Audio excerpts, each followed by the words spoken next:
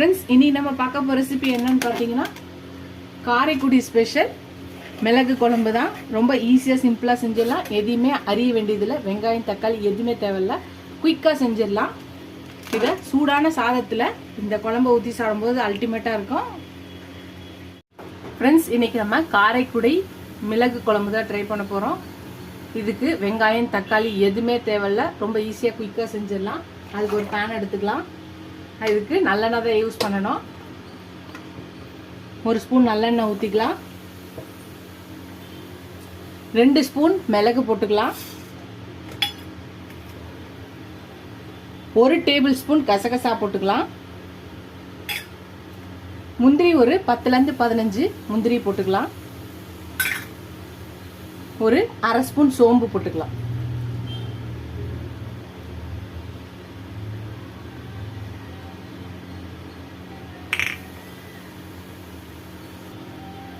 தேங்காய் ஒரு கை தேங்காய் போட்டுக்கலாம். எல்லாத்தையும் நல்லா வறுத்துக்கலாம்.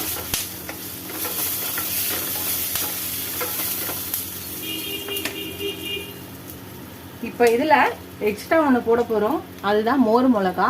இதையும் போட்டுக்கலாம். இதையும் சேர்த்து வறுத்துக்கலாம்.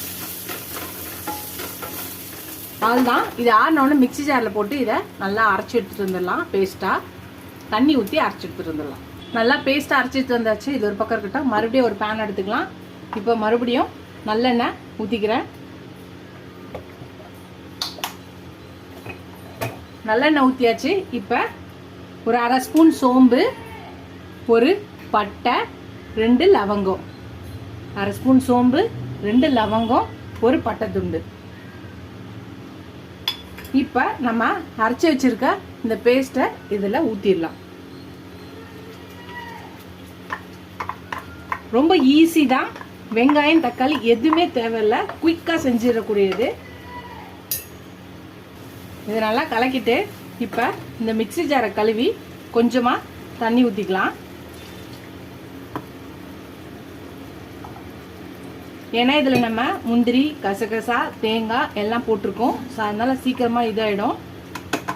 அது நல்லா கொதிக்கணும். அதுக்காக ஒரு 1லேருந்து ஒரு 1.5 கிளாஸ் தண்ணி ஊற்றிக்கலாம். நம்ம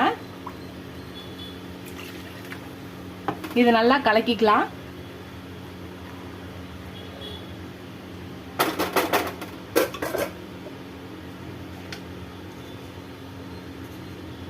இதுக்கு தேவையான அளவான உப்பு போட்டுக்கலாம். 1 ஸ்பூனு.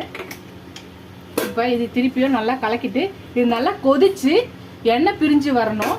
அவ்வளோதான். நம்மளோட எண்ணெய் பிரிஞ்சு வந்து கொதிச்சு வந்துச்சுன்னா நம்மளோட காரைக்குடி மிளகு குழம்பு ரெடி ஆகிடும். இதுக்கு வெங்காயம் தக்காளி எதுவுமே அறிய வேண்டிய தேவையில்லை.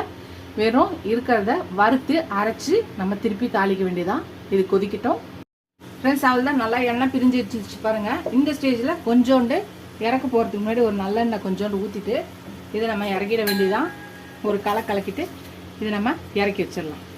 அடுப்பு ஆஃப் பண்ணிடலாம். இப்போ நம்ம சூடான சாதத்தில் இந்த குழம்ப ஊற்றி கொஞ்சம் நெய்யையும் ஊற்றி சாப்பிட்டிங்கன்னா பர்ஃபெக்டாக இருக்கும். அல்டிமேட்டாக இருக்கும். நம்மளுக்கு இந்த இரும்பல் சளி இந்த டைமில் இதை நீங்கள் செஞ்சு சாப்பிடுங்க. கண்டிப்பாக சரியாயிடும். ரொம்ப டிஃப்ரெண்ட்டாக இருக்கும். எதையுமே கட் பண்ணுற வேலையில் டக்குன்னு வறுத்து அரைச்சி இந்த குழம்பை தாளிச்சிடலாம். ரொம்ப ஈஸியாக சிம்பிளாக இருக்கும். காரைக்குடி ஸ்பெஷல் மிளகு குழம்பு ட்ரை பண்ணி பாருங்கள். ட்ரை பண்ணி பார்த்துட்டு எப்படி இருக்குன்னு சொல்லுங்கள். இதோட அடுத்த ரெசிபியில் பார்க்கலாம். டாடா பாபா ஃப்ரெண்ட்ஸ்.